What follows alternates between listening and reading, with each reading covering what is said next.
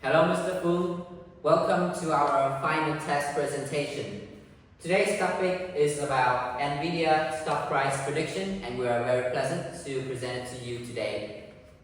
So our group consists of 3 members, me, Bao, and Lu. So let's go a little bit over the introduction of the topic. So why would we do this topic? In terms of the market, the technology stocks have consistently outperformed other sectors, as you can see right here. And amongst all the competitors in the sectors, NVIDIA stands out the most. NVIDIA, with a market cap of 2.3 trillion USD, standing as the top company in these markets. These two trends push the need of having a tools to predict NVIDIA stock price to be more specific, and all the stock in the technology market in general. In terms of those tools, we picked 3 problems of all the tools today, and we might solve it right now. So the first is the reliability, the second one is the accessibility, and the third one is the overfitting problem. So next up is Bao to present. So my name is Bao, and I'll present you the next part of our presentation, which is the data pre-processing and descriptive statistics. So now let's move on to first part, which is data cleaning. And in this part, we divide it into 2 different operations: data inspection and finding out about missing and duplicate values.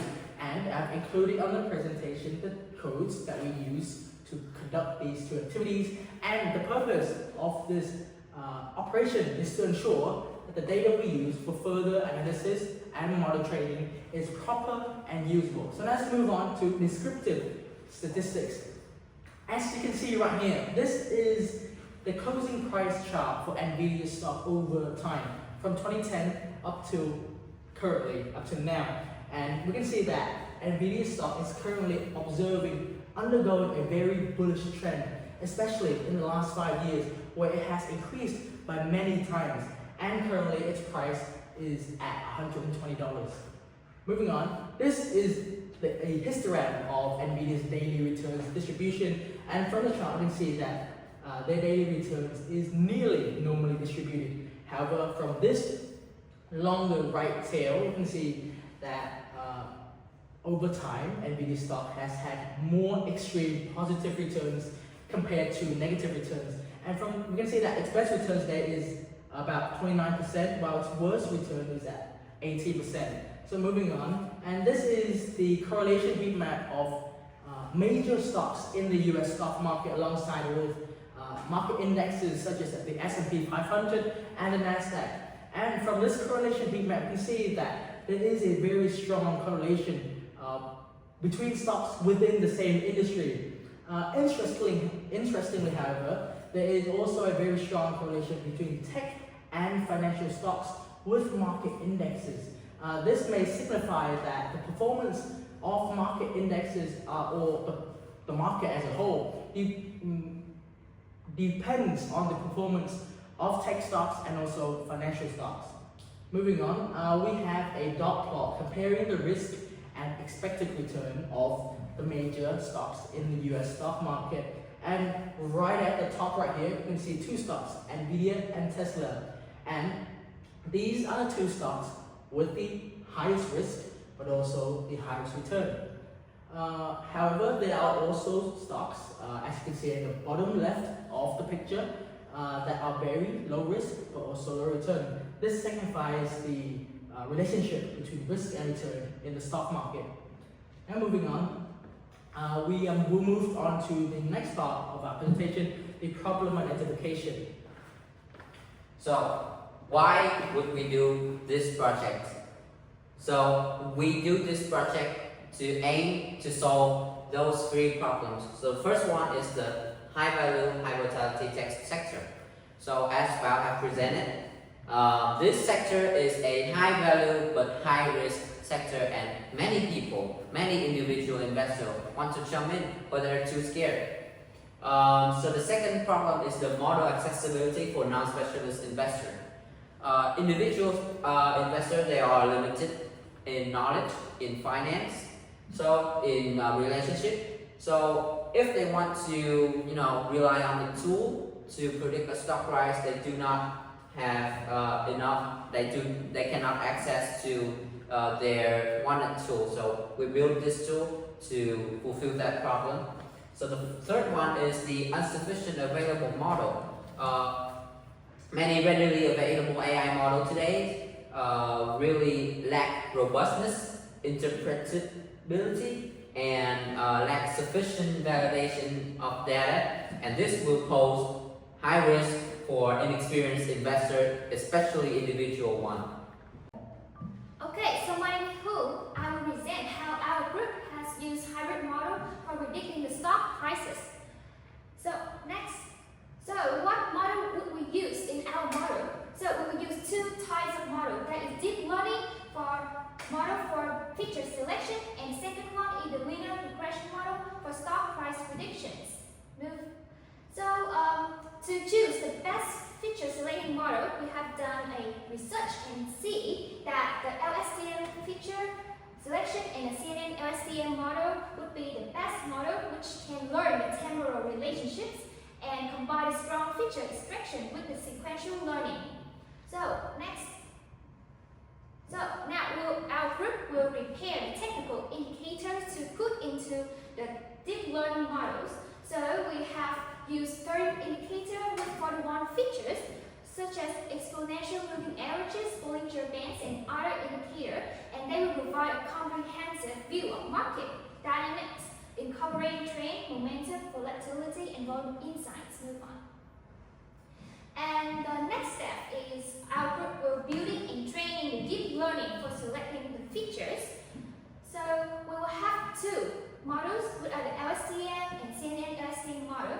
So next, move to the first model, that is the LSTM model. So there are 5 steps. The first step is to create feature subsets. So we will excluding one feature at a time so that we can measure the importance of each feature. The next one, we will prepare the input data by selecting the relevant columns for each subset. Next, the third one, we will define the LSTM model by using the 2-stack LSTM layers with 50 units and drop L layer to 0.2. And the fourth one, we will train the model for 10 epochs with a batch size 32 using 20% of data. And the last one will evaluate the validation loss. Move. So, here, the model will give us the feature importance ranking with the least important to the most important. And we can see here the 5 top features. And you can see the R square is 0.72. That means this model can explain 72% of the price variations. Next one. Now, let's move to the CNN and LSTM model. Next. And this also has 5 steps. The first one is building the CNN and LSTM architecture. So, in this model, we will use total 31,277 parameter, with the largest parameter contribution is 23,000. Next one. And the next step is we will dividing the data into train and test sets, training the model with 20 inputs using batch size 32 and validation data. And in this model, to measure the feature importance, we will randomly shuffle each feature multiple times, and then we will measure the change in loss, determine how important each feature is. And the last one is selecting the important feature. So here, the top 5 in this feature is GLOWLAB 1, high, close, low, and EMA 10. And you can see that the results are quite bad compared to the LSTM model. So that is why we would choose the LSTM model for select features. And with the top feature is EMA 20, EMA 10, ROC, GLOWLAB 2, and SMA 20. And now, another step our group will do is build a sentiment analysis to capture the financial market sentiment and the importance and the impact of the financial news into the stock prices. So we will collect the data from the two sources, which are the Yahoo Finance and then the FinVix.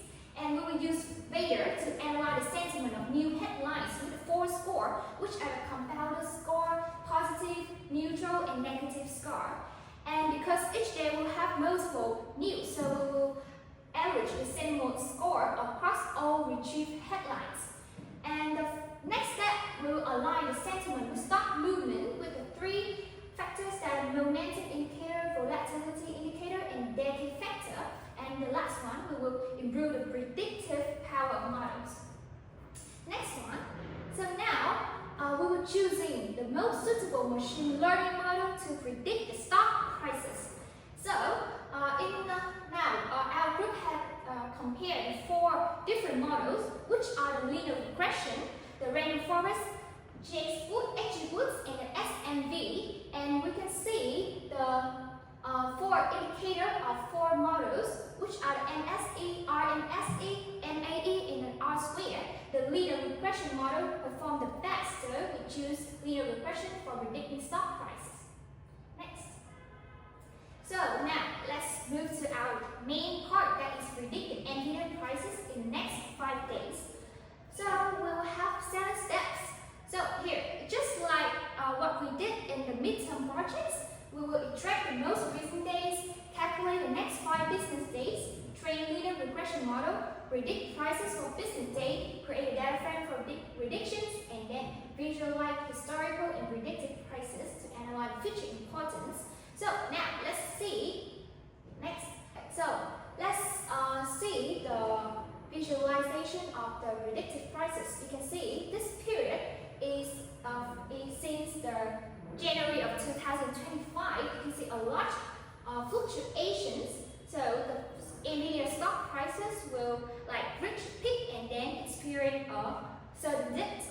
And that is why our next 5 days predicted prices will have the patterns.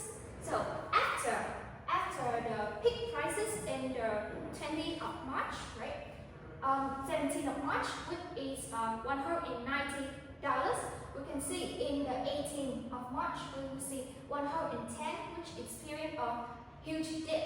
And then it will gradually increase to 130, 130, and 13, and then end with 115 in the 24th of March.